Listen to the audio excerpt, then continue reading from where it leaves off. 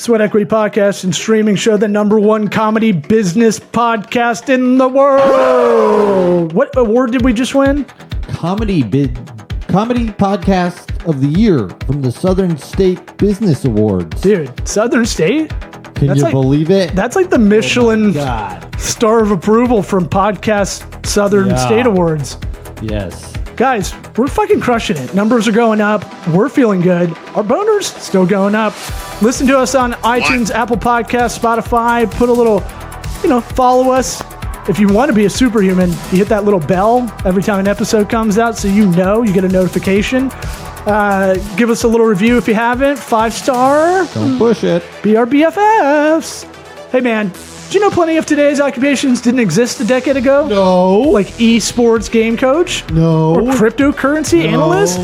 That should be snake oil salesman. From Etsy seller to podcast producer, new opportunities to build a career are popping up every day. That's why you've got to get hooked up with Squarespace. It's the ultimate tool for professionals to use to build a site, market your brand, and sell anything. That includes yourself. I'm going to skip a lot of that copy. Yeah, I'm surprised you went back to that one. And, I like the beginning of that. So what you going to do? Holler if you hear me. Go on our episode description. Hit the link in the description for your free trial. Hook us up. Hook yourself up with a little discount action. That's what we like to call the Double Dutch Rudder 69 B2B. Totally say it all the time. You know what a Double Dutch Rudder is? Double Dutch Rudder 69 B2B. Google that without your kids around. It's pretty funny. And when you're ready to launch and purchase a website or domain, let Squarespace know you heard it on the drop down from us, podcast Sweat Equity. Mm-hmm. Yeah. Because we'd like a legit sponsorship from them, not affiliate link. Yeah. Let's get it going with Brendan Cobb. Hotty toddy. It's called Sweat Equity.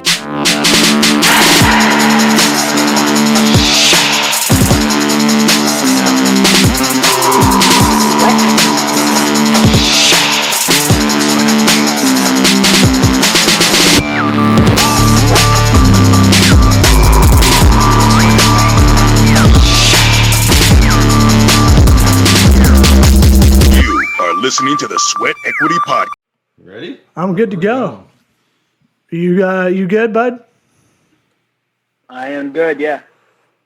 All right. We let all our guests that come on the show for the first time do a couple things. Number one, tell us about yourself. Can you tell the crowd who you are, where to find you, anything to promote, any of that? Yeah, thanks guys for having me on. So my name is Brandon Cobb. I've been doing marketing for just over 15 years now. Have helped small to medium and even large corporations continue to grow and profit.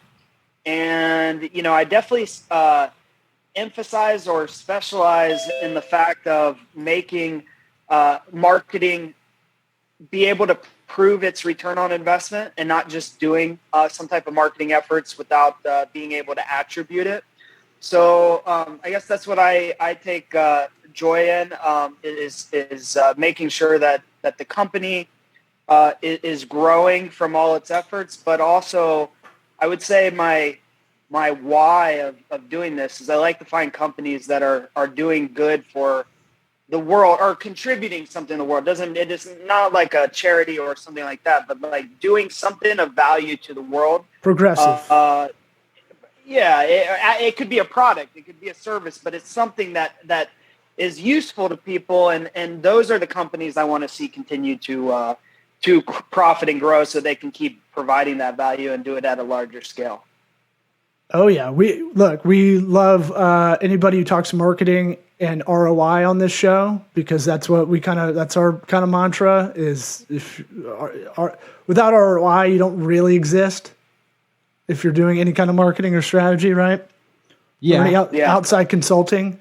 It sounds like it's a lot of reporting as well, from what I can tell. Well, you must be big on you said attribution, but we can get the nitty gritty. Yeah, you're knee deep. You've been more into reporting the last few years than I have, but it's a huge issue. But before we get into that, this is the other thing we ask someone who comes on for the first time. What advice would you give your 13-year-old self? my 13-year-old self would be to we're super deep on this show. Yeah, probably. Dude, we blindsided him. Just under.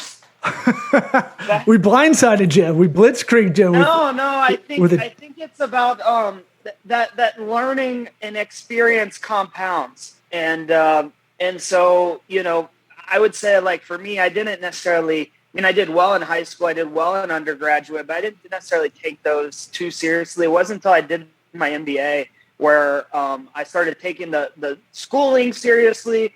But then also, like, experience-wise, you took, when you're starting off and you're that young, you're taking on in the years ahead some jobs that you may just find as summer jobs, or that they're not going to be really that applicable to your overall career. But there's lessons learned in all of those jobs that can bring you something of value to you later, and you may not find out what that value is till later, but just be open-minded. I'm just thinking of a scenario. Let's say he did go back in time to his 13-year-old self, and he just yelled, "Learning and experience compounds," and then just bounces. Yeah. And you're like, what was that?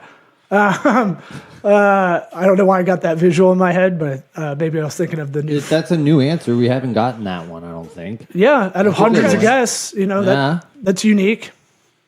Yeah, I mean, everybody talks about I could have saved earlier and start saving money compounds, but I mean, experience and learning compounds too. So give us, can you kind of give us your resume, Cliff Notes style? Like, where'd you grow up? Where'd you go to school? That kind of thing.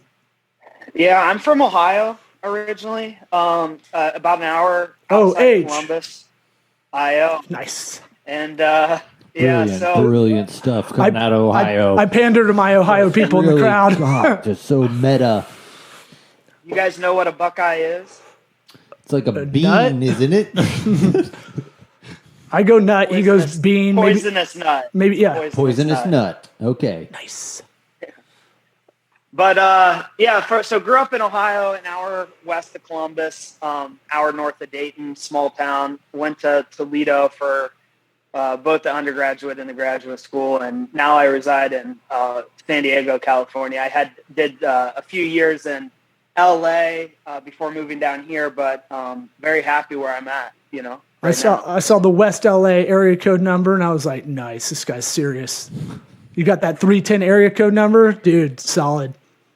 Yeah. So when I moved from Ohio to LA, LA is weird like that. You need to find ways to get doors opened and things. And I had a 937 number coming from Ohio, but immediately when I moved to LA, I changed it to 310 because I figured people would answer the lines a little bit more if you're calling from a local number. Oh, I was saying this before we got on the mics, but I was telling Eric, I was like, it's coveted. It actually is tough to get a 310 area code number because it's associated with people like living large on, Santa Monica, West Side, West LA, Beverly Hills kind of area. Yeah, specifically West LA, and I think they're out of numbers now. So the only way you get a number is by somebody giving up a number, and briefly it opens up. So it's going to turn into like there's some Middle Eastern country where they all try to get the lowest number license plate, and like number one is like millions of dollars. It's going to turn into that. It's like Highlander. The lower the number you get, the better, the cooler you are. Yeah. The 310 status is like it. When did you live out in LA? So I picked up that number in 2015, I believe. Okay, yeah. Beginning of 2015. I lived out there 06 to like 2010, and like if you had a 310, you're legit. But like you got that 818, dude, 818 till I die. Scammer Central. It's like having a Boca Raton area code number. 561. I'm not going to get a new phone number, so I'm not really paying 561, dude. Yeah, I know. I just think it's fun. I think it's funny how these things exist. Like in New York, 212 is really tough to get because that's Manhattan, old school, first area code. Yeah. Call me Graham Bell, dog. No. Call me the Boost Mobile, Alexander Graham Bell. So you get down to San Diego. You're down in San Diego now, right? I am, yeah. And your why is really, I think, similar. I don't want to speak for Eric, but similar to kind of how I feel. It's like I just like being a part of the story of getting them from X to Y you came in the office or we had an intro call, you were here. I was part of that formula to help you get to there, right? I'm not going to be around forever as part of the agency or help, but ideally the best clients you grow with them. Yeah, for the last year or two, that's what I've been doing is really this fractional work where it's hop in, hop out, and set up some infrastructure, set up a scalable system, and then let people get to work on that. But I don't know if that's what I'll be doing forever. I'll still take an in-house job, but it's also this is working out well in a lot of different ways for me right now. So. Yeah, I mean, Eric and I were doing fractional CMO work before we heard what the term was, because we were just doing it because you just kind of had to do it. Yeah. You had to kind of take them soup to nuts on everything and organize them and give them like a strategy and goals. And we were already doing it. We just didn't know that was a thing for it, like fractional CMO. And so now I've been acting as fractional CMO for clients, and it's great because it comes in with that built-in like, hey, you only got me for part of a week, technically, or like it's going to have an interim time frame if they're trying to find a full-time solution kind of thing. So I prefer that better than worrying about, hey, I got them on retainer from my agency standpoint, and they might just bounce, at the end of the contract. Right. You get to do the bouncing. Well, it's a little bit more, you come in with a little bit more authority too than like a lot of people give agencies credit for, I found. Because they'll treat you like the peon rep that a lot of bigger agencies send over to talk to clients, account executives. I remember that. Right? But you come in as a fractional CMO, you're like, do this, don't do this, we shouldn't do this, here's a plan, let's follow that. And you don't have to sit around and do all the pesky stuff. Yeah, I think it works out for everybody because when you're working with multiple clients at the same time, you're gathering insights and concepts of what's working, what's not working for other clients in other situations. You're able to implement or suggest things that are, that's the right fit for them. And they don't have to overly commit, but they're also getting a good quality arrangement. So yeah, I agree with that. So make no mistake, marketing attribution is wild. It's volatile if you really look at how people report their marketing, the analytics, performance, attribution. And it's so crazy to me, the spectrum of different ways people look at it. Some business owners look at nothing but want the report. There's some that want the details and want to ask you everything.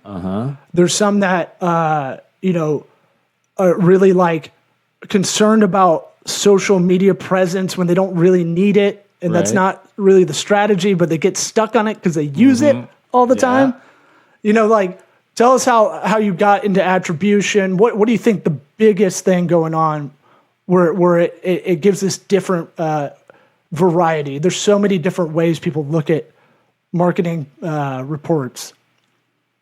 Yeah. So, I think what got me interested in it originally is, I held previous marketing jobs where I was held to no proof of what it's doing to the revenue, but I was in one marketing job where I was getting compensated partially off of the amount of sales that's being done. And so at that point in time, I didn't need to prove, hey, this marketing is doing X to the sales, but it was to my own benefit to see more sales. So that I think is what it originally triggered me. And in a lot of ways, even there, they were happy because the sales were, they were outpacing the market of what the market was doing in general on a percentage basis. And so there was no need to dive into the weeds and the details of attributing it, but they could see from the final result that, the marketing's working of sorts because they're doing well. But then I go into other jobs where, I've had a lot of times I've been asked, hey, present this plan to a CFO or a CEO. And I present the plan, and sometimes I've had the chance to go run with it. And, I think, majority of the times it fortunately has worked out, but there's reason. It was an educated projection here. So the thing is that when I get the chance to run with something, like I said, I mean, the track record's pretty good, but there's sometimes when I present a plan to CFOs or CEOs and they are, they don't want to sign off on it or don't fully believe it's going to work. And then, so it never even gets into action. And then, so this is what triggered me to want to really learn, okay, it's from two sides. One, from the projection side, how do you truly project it out? But then two, afterwards, proving it so you continue to get the sign-offs on the budget. So for me, it's really about just making sure I always have access to do the campaigns I need to do. And, you mentioned there's lots of ways to do attribution. And I think, many people probably have heard on this podcast, the first touch point attribution, the last touch point attribution, and the multi-touch point attribution. We should be explaining that, but I don't know if we do, because it gets kind of granular for people. And we'll, as you explain it, we'll see if we can find more of like a metaphor to kind of bring it all back out. Because not everybody wants to go that deep. Yeah, I mean, we're marketing heavy in the talk on this show, more entrepreneurship kind of heavy. But why don't you go ahead and explain? Because and look, if you need to take a smoke, get a margarita. You seem a little wound up for someone who's over in San Diego. So it's just a conversation. I hope this doesn't feel like interrogation.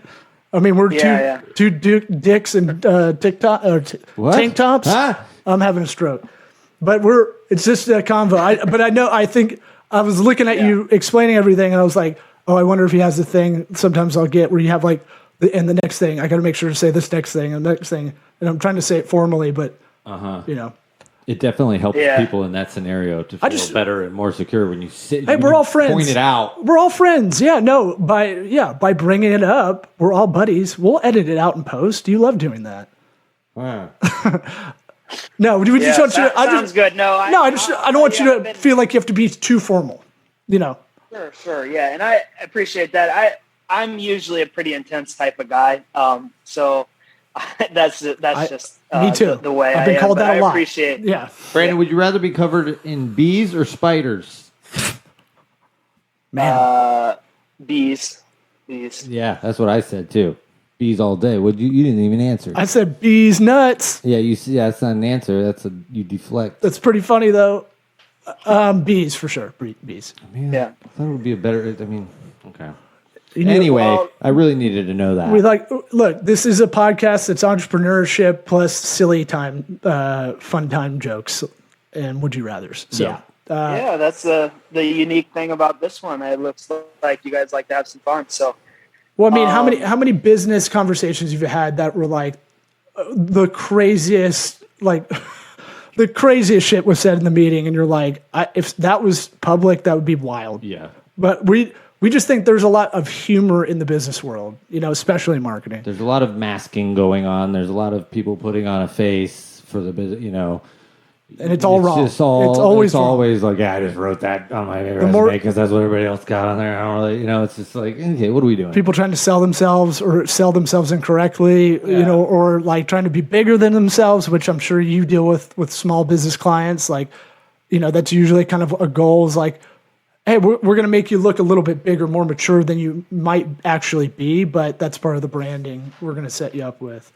Sorry, we cut you off. No, I mean, what you were just saying, I was going to say, I think there's certainly some herd mentality in marketing where you said, I'm just going to say this just because that's the key line to say or something. Because I've heard so many people just, saying the conventional marketing wisdom. And it's sometimes I agree with this, sometimes I don't. But happy to explain what the first touch point and that last touch point is. Please. Yes, please. Yeah. So, first touch point attribution, let's say you run, you do a mailer and you run a social media campaign after you do, a variety of channels. So that first touch point is that first piece of content that hit them, wherever that is, whether that's on a TV ad, a mail ad, a social media ad. But that first piece that maybe they didn't go ahead and submit their lead yet or their contact information or make the purchase yet, that first contact makes receives all the attribution and says that's the reason why we got that sale. The last touch point attribution is, okay, you may have been working these people for a long period of time, doing email newsletters and all kinds of, elements, but then you ultimately, it was a Google search ad or whatever it was that that was the final ad and that's where they submitted their information or made the purchase. That's the last touch point. And then there's multi-touch point. And this is the one that I don't think people, or as a marketing industry, we're very good at yet, which is how to attribute it for all the different touch points that have occurred through the customer's journey. 100% agree. Like, first off, if you can get attribution to show just all the touch points and that they touched them or not. Yeah, that's what I'm like. How do you even do that? How do you connect all that? That's step one first. Like that part, a lot of people, omni-channel is a big cool marketing term that a lot of people do in the sales pitch. And what it means kind of as We're someone going to do a lot of stuff. Well, right. And it's like, just like you're saying, I go to the car scenario, buying a car. They say on average, there's 25 touch points before you buy a car. 19 are digital, right? And that first touch point could be driving by the dealership. It could be a Chevy dealership where you just know the Chevy brand. Technically, that would be the first touch point, right? Or it would be a snail mailer or, referral or whatever it is. There's a myriad of different first touches, right? And then the closing touches might be, you think you're doing pocket research on the car so you can negotiate a price while you're on the lot, but they got you geo-fenced in. So when you're searching for organic stuff, it's all websites they've made to curl you back in, right? Or they're geo-fencing you in when you're trying to search. So there's a lot of cool, kind of cool, not for the user necessarily, the consumer, because a lot of them don't. VPN, no big deal. A lot of them don't know, but you're correct. Like, it's so tough to weight this correctly. How do you weight it? Do you have without having an extensive survey of the customer? Well, right, but they don't even know half the time. That's why, like those forums where they go, "How'd you hear about us?" I never give them a high. That's like a fun thing to ask, but I never think that's. It's not a high confidence rate of what they thought. Like, you put Google ad. Did you click on an ad or search? People 90% of the time search, even if they clicked an ad, because they don't know the difference. So and they don't care. Yeah, and a lot. Like you said, sometimes things are passive, and some things are more active that you're aware of what you're seeing. Ads, right? That could be playing in your head. My kids know the Morgan & Morgan Pound Law. That's all. I wanted to get that sound drop. They love all that stuff, and I'm like, oh my god, they got my kids to sing it to me when the ad's not on the air. I need Sirius Radio or something. Yeah. Sure. But how I know it's really tough to give an answer for this in a blanket kind of way, but how do you give attribution? How do you figure out how to give the correct weight to touch points? Yeah, well, this is something, there's some theories on it or some different research and things about it, but I plan to try to figure that out in a way that is very, like I said, able to be done on the front end of a projection, but also able to do afterwards once a campaign is done and results have happened. And so I'm going to be going to, I know you guys are there in Tampa. I'm going to be going to University of Florida's, in Gainesville there, doing a DBA starting in July. Woo! This is a doctorate of business administration, so it's the step past the MBA. You got your cutoff jean shorts? Yeah. And my whole goal with this is to is that what they do in Gainesville? Oh, you don't know about jorts, bro? Oh, yeah. I mean, I know about jorts, but I don't know about what they do in Gainesville. It's the swamp, man. It's the coldest and hottest place in Florida, according to my dad. It does feel that way because it is on a swampland. Yeah. Yeah. But they love jorts. It's like the running joke. The running kind of like. Okay. I might have to get me a pair before I head out there in July. You mean make you a pair? Yeah, yeah. Yeah, you got jeans, right? Made. You can't just buy a pair. No, you can't buy distressed cutoffs. No hemming. but yeah, and that's a great program you're going into there. I know all the business and mathematics at UF is outstanding. You'll be one of the few non-Asian people probably in it. Just something to throw out there. I don't know. Got a lot of international. I'm sure Brandon has. But so what are you going to be working on for your DBA? Yeah, so it's the first couple years first this is a program made for people that are going to continue working. So it's for executives who you do 10, 15 hours a week and you do some weekend residencies, but it doesn't mean I'm stopping my career. But as I go out there, then I'm going to be probably focusing my project on this marketing attribution and the synergy that's built between different channels. So the best way I can describe it is like, let's say you're running a TV ad, a radio ad, and a social media ad, and you take out the radio ad. What does that do to the total revenue? You put the radio ad back in. What does that do to the total revenue? And so it's not about, okay, what did the TV ad do? Because you could probably track that with unique phone numbers, unique web URLs, the same with the social media ad. It's about what did the synergy, the intermingling, the mix of the whole, all the different channels do together to create a result. And I'm mentioning it in a simple way of 3 variables, but you could probably put, 20 variables together. That's brilliant, and it's right under. It's right under our noses because it's like, oh yeah, obvious. That makes a lot of sense, right? Yeah. Just take it out. Yeah. And you'll figure it out with the data when it's not there. But I probably, if you gave me that problem to figure out, it would take me a long time to get to that. Well, I mean, that requires patience because then that means you're not. I'm the most patient guy on earth. You're not even like, then you don't have those marketing dollars going out. You're not spending and you're not, and that's like. For a lot of marketing executives, that is not fun time. They want to get as much as they can because they don't want to lose that revenue. Well, that's my first thought, right? Was like you'd have to be doing that with live campaigns. But if you just had enough data, sample size data, you could run those. You could run that kind of with previous 6 months or whatever, right? Could you though? But if you're changing all the time, if if you're adapting all the time and changing a lot all the time, then it's going to be tough. But, okay. I see what you're saying. Because that's how we normally have to do things. But he's talking, they actually plan stuff and then they don't fidget with it every other day. Yeah. Yeah. It's that's part of the challenge. I got to figure out how to make it, practical in that. But the way I've seen this is like there's sometimes I taught it in a marketing class once. For an MBA class that was like with the Harvard Business Review has this program where it's a simulation of you're running a company and you are choosing on the product, price, place, promotion, all the like maybe there's 10 different variables in all of those 4 Ps and you're changing the levers on each one. But so you add 20 times 4, there's 80 variables and every little change in variables does something to the overall. Now, the thing is that simulation is still somebody plugging in that, hey, moving this lever this way is going to create this result.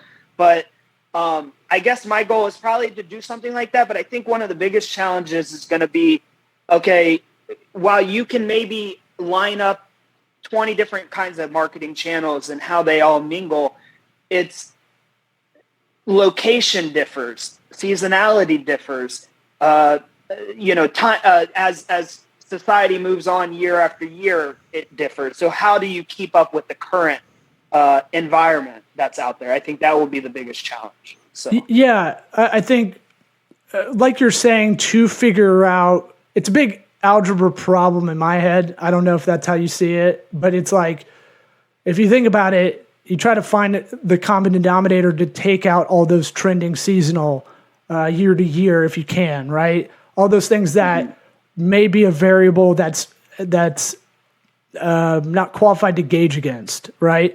And then so you can strip it so that common denominator is able to be able.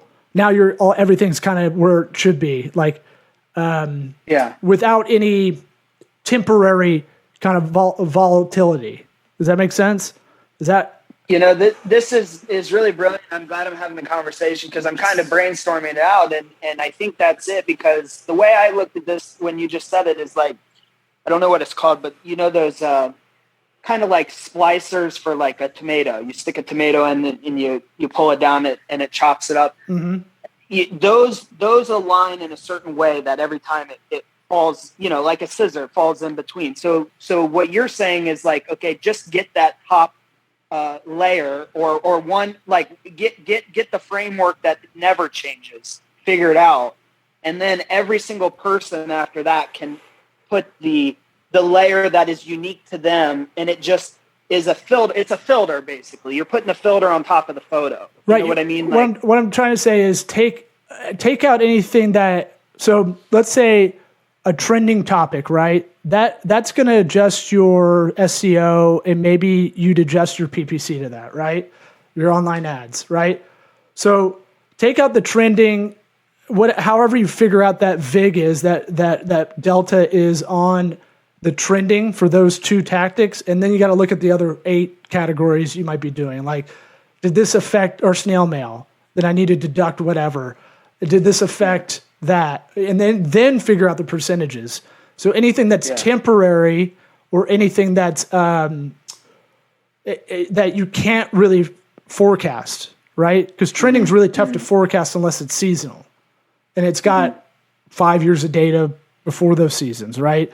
So you can look at it. And then you even have shit like, the COVID year, which it kind of messes a lot of things up. Those are kind of years you may not want to use, right? 2019, 2020, even 2021, depending on what it is, the service or product.